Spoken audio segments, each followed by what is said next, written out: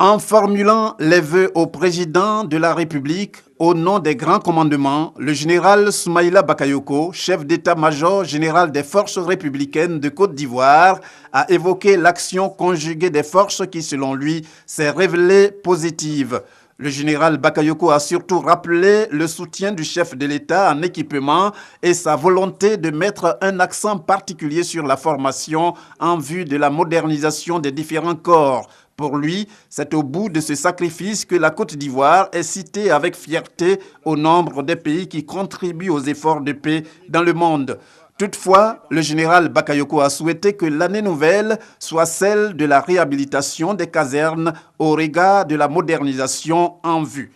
En 2015, nous espérons voir les casernes réhabilitées, acquérir des moyens performants de détection et de surveillance aux frontières, notamment dans la région des Grabo, où nous avons eu malheureusement la perte de 3 de nos hommes.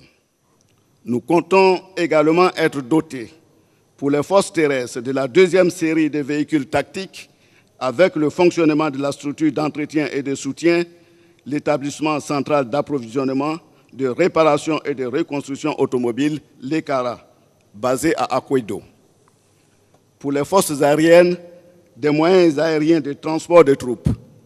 Pour la Marine nationale, le complément des patrouilleurs. Les forces de sécurité et de défense souhaitent également bénéficier des moyens de mobilité supplémentaires. Excellences, Monsieur le Président de la République, l'année 2015 se présente certes avec de bonnes perspectives pour toutes les forces, mais également avec des défis majeurs à relever. Le président de la République a pour sa part rassuré quant à son entière disponibilité à œuvrer pour permettre à la Côte d'Ivoire de se doter d'une armée moderne au sein de laquelle la discipline ne doit pas faire défaut.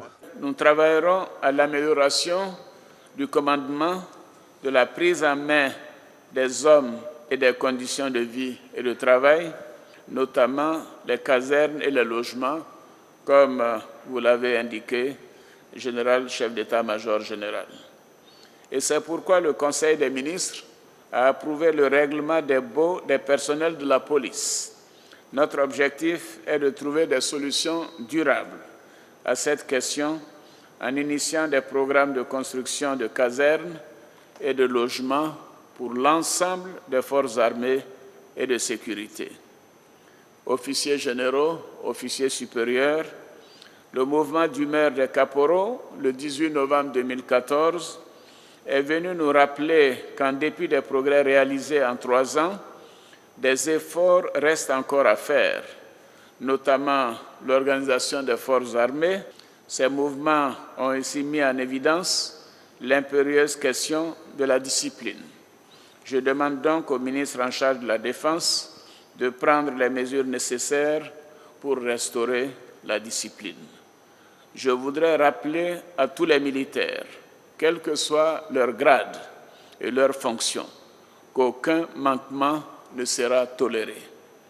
Quant aux ex-combattants, je les invite à faire preuve de retenue et à suivre les programmes mis en œuvre par la DDR afin que ce programme puisse être clôturé au mois de juin 2015.